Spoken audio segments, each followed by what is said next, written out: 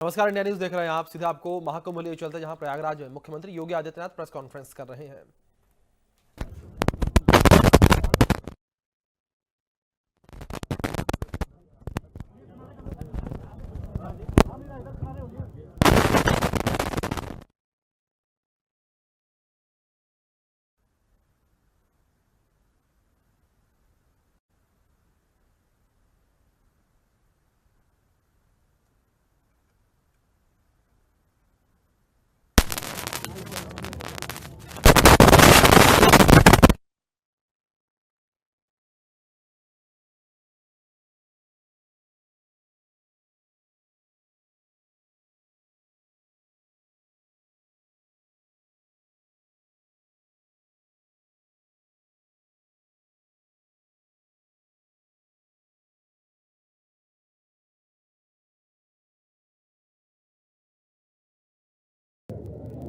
आ गए क्या खन्ना जी? खन्ना जी कहाँ रह गए?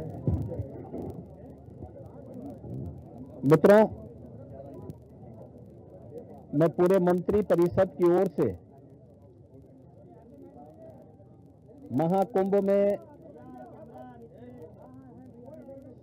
आए हुए सभी पूज्य संतों और सभी श्रद्धालुओं के साथ ही लोकतंत्र के सजग प्रहरी के रूप में आप सभी मीडिया से जुड़े हुए प्रतिनिधियों का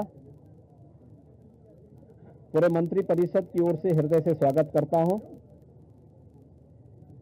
महाकुंभ में पहली बार उत्तर प्रदेश का संपूर्ण मंत्री परिषद उपस्थित है। हमारे सहयोगी सभी मंत्रियों ने आज यहां पर बहुत सारे मुद्दों पर चर्चा की है। प्रदेश के विकास से जुड़े हुए जो नीतिगत निर्णय हैं, उन मुद्दों पर चर्चा हुई है। इसके अलावा यहां पर अन्य महत्वपूर्ण मुद्दों के साथ साथ प्रयागराज के विकास से जुड़े हुए मुद्दों पर भी चर्चा हुई है।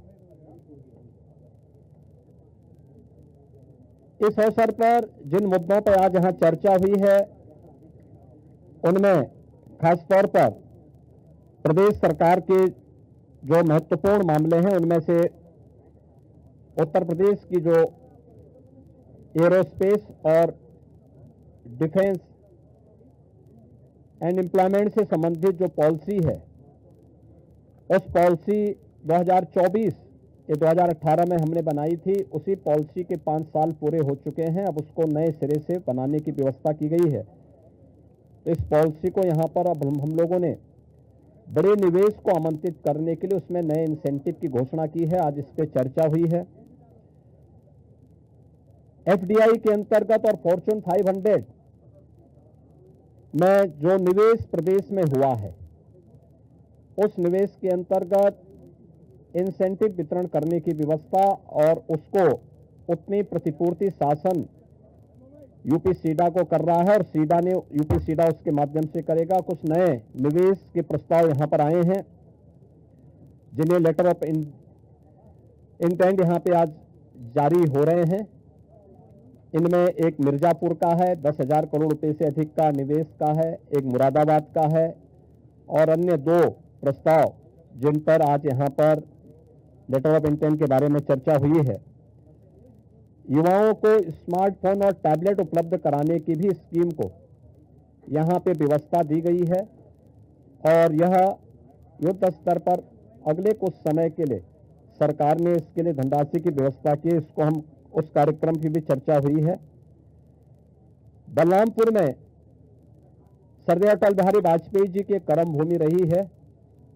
उन्हीं के नाम पर जो केजीएमयू का सैटेलाइट सेंटर था, उसे मेडिकल कॉलेज के रूप में स्थापित करने और मेडिकल कॉलेज में नेक्स्ट सेशन में उसको संचालित करने का निर्णय लिया गया है।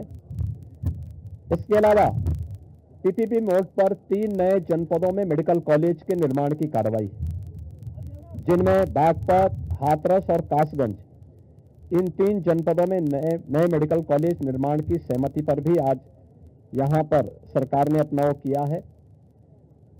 टाटा टेक्नोलॉजीज के साथ में मिलकर के प्रदेश के अंदर 62 आईटीआई को 5 centre of innovation invention and incubation and training centre की स्थापना के बारे में भी एक नए प्रस्ताव को, जो एक प्रकार का हब एंड स्पोक मॉडल होगा और मॉडर्न एज कोर्सेज के साथ उत्तर प्रदेश के युवाओं को जोड़ने के लिए कार्यक्रम के साथ सहमति भी आज मंत्री परिषद ने यहां पर इस प्रस्ताव को भी दिया है। इसके अलावा प्रदेश के अंदर एक अभियोजन डायरेक्टरेट की घोषणा की भी व्यवस्था मंत्री परिषद ने उसको अपनी सहमति दी है और प्रयागराज, वाराणसी और आगरा, ये जो म्युनिसिपल कॉरपोरेशन है हमारे, इन 3 महत्वपूर्ण म्युनिसिपल कॉरपोरेशन में तीनों के बॉन्ड जारी होंगे। अब तक हमने लखनऊ और गाजियाबाद के बॉन्ड जारी किए थे, जिसके बहुत अच्छे रिजल्ट सामने आए हैं।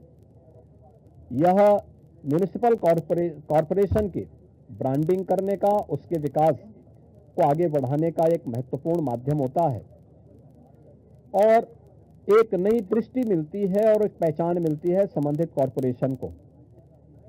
यहां पर आप प्रयागराज के महत्व को आप देख रहे हैं। वैश्विक मंच पर इस समय हमारा प्रयागराज छाता हुआ दिखाई दे रहा है। जिस श्रद्धा के साथ पिछले एक सप्ताह के अंदर 9.25 करोड़ से अधिक श्रद्धालुओं ने संगम में आकर के पावन स्नान का आनंद लिया है, अनुभूति की है, वह यानी अविस्मरणीय है, अकल्पनीय है। तो प्रयागराज म्युनिसिपल कॉरपोरेशन प्रयागराज के लिए एक सुपर स्पेशलिटी हॉस्पिटल के लिए एक बॉन्ड जारी करने जा रहा है। ऐसे ही आगरा के लिए एक बॉन्ड जारी होने जा रहा है। वहां से संबंधित जो आवश्यकता है वहां का म्युनिसिपल कॉरपोरेशन जारी करेगा। और वाराणसी, काशी विश्वनाथ धाम आदरणीय प्रधानमंत्री जी की प्रेरणा से बनने के बाद काशी वैश्विक पटल पर छा रहा है। तो स्वाभाविक रूप से 3 म्युनिसिपल कॉरपोरेशन के बॉन्ड जारी करने की कार्रवाई को भी यहां पर आज घोषणा के साथ हम लोगों ने इसको जोड़ा है। मित्रों, प्रयागराज के इस महाकुंभ को ध्यान में रख करके और प्रयागराज के साथ साथ इस पूरे क्षेत्र का एक सस्टेनेबल डेवलपमेंट के कार्यक्रम के साथ जोड़ने की कार्रवाई आदरणीय प्रधानमंत्री जी की प्रेरणा से इसको आगे बढ़ाने के लिए सरकार ने तय किया है कि इसको लेकर के हम लोग, जो आदरणीय प्रधानमंत्री जी का विजन है, जैसे लखनऊ में हम लोगों ने स्टेट कैपिटल रीजन लखनऊ और उसके आसपास के जनपदों को मिलाकर के एक डेवलपमेंट का प्लान बनाया है, ऐसे ही प्रयागराज और चित्रकूट को मिलाकर के एक डेवलपमेंट रीजन यहां पे हम डेवलप करेंगे। इसके लिए इंफ्रास्ट्रक्चर के लिए जो महत्वपूर्ण होगा वह एक गंगा एक्सप्रेसवे का एक्सटेंशन हम लोग देंगे। गंगा एक्सप्रेसवे प्रयागराज से मिर्जापुर, मिर्जापुर से भदोई होते हुए संत रविदास नगर होते हुए यह काशी, चंदौली और गाजीपुर में पूर्वांचल एक्सप्रेसवे के साथ जुड़ेगा। इसके अलावा वाराणसी और चंदौली से यही एक्सप्रेसवे सोनभद्र को जोड़ते हुए नेशनल हाईवे के साथ जुड़ेगा। तो यह इंफ्रास्ट्रक्चर की दृष्टि से, जैसे प्रयागराज में प्रयागराज चित्रकूट डेवलपमेंट रीजन यहां पे हम लोग तैयार करने जा रहे हैं, वैसे ही वाराणसी में भी वाराणसी बिंद एक डेवलपमेंट रीजन वहां पे भी डेवलप करने की कार्रवाई पर नीति आयोग के साथ मिलकर के इस कार्यक्रम को तेजी के साथ आगे बढ़ाया जा रहा है। तो ये डेवलपमेंट के वे रीजन होंगे जो वास्तव में यहाँ की न केवल पर्यटन की दृष्टि से बल्कि आर्थिक उन्नयन में और यहाँ पे रोजगार सृजन में बड़ी भूमिका का निर्वहन करेंगे। उस प्रकार का इंफ्रास्ट्रक्चर की दृष्टि से एक्सप्रेसवे एक, तो ये एक्सटेंशन हम लोग इसको करने जा रहे हैं, जो प्रयागराज, बिंद और काशी एक्सप्रेसवे के रूप में इसे हम लोग जानेंगे। दूसरा है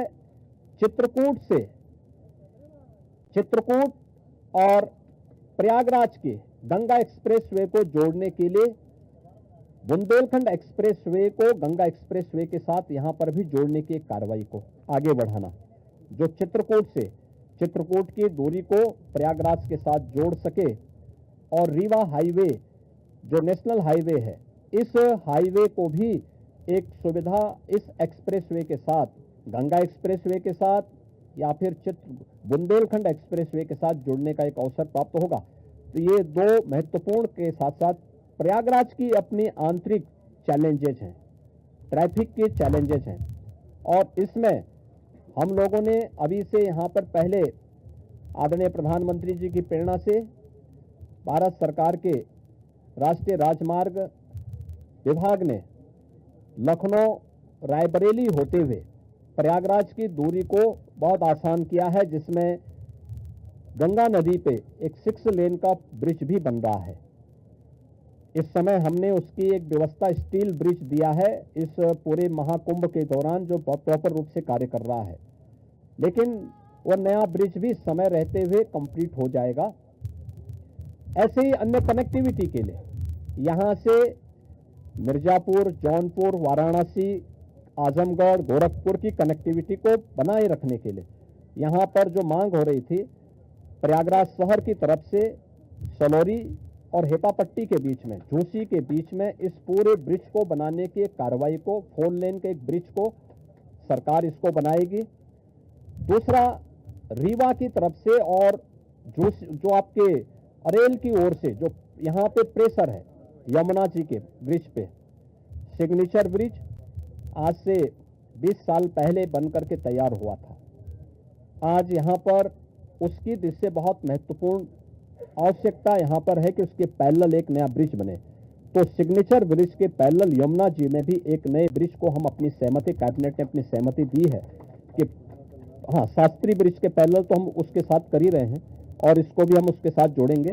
तो ये महत्वपूर्ण घोषणाएं प्रयागराज के इंफ्रास्ट्रक्चर, यहाँ के सस्टेनेबल डेवलपमेंट की दृष्टि से, डेवलपमेंट और रोजगार की दृष्टि से, और आने वाले समय में यहाँ के नागरिकों के जीवन स्तर को और बेहतर बनाने की दिशा में जो आदरणीय प्रधानमंत्री जी की प्रेरणा है, उसको आगे बढ़ाने के लिए ये कुछ घोषणाएं आज यहाँ पर कैबिनेट ने जिस पे चर्चा की है, अपनी सैद्धांतिक सहमति दी है। और मुझे पूरा विश्वास है कि अगली बार जब कुंभ के साथ उत्तर प्रदेश जुड़ेगा तो इन सब इंफ्रास्ट्रक्चर का लाभ आने वाले श्रद्धालुओं को प्राप्त होगा। मैं आप सबका एक बार फिर से अपने मंत्री परिषद के सभी साथियों की ओर से हृदय से स्वागत करता हूं, अभिनंदन करता हूं। कहाँ गए भाई राजभर जी, और ये कहाँ गए अपने आशीष पटेल जी, निषाद राज, कहाँ हैं लोग? आप लोग पीछे क्या छुपे हैं, इधर आइए। कहाँ राजभर जी, कहाँ गए? अनिल कहाँ है? अनिल कहाँ है?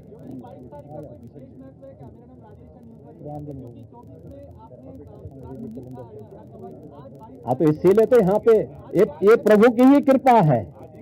प्रभु आज ही के दिन 500 वर्षों के बाद अयोध्या में विराजमान हुए थे, और आज पहली बार उत्तर प्रदेश का पूरा मंत्री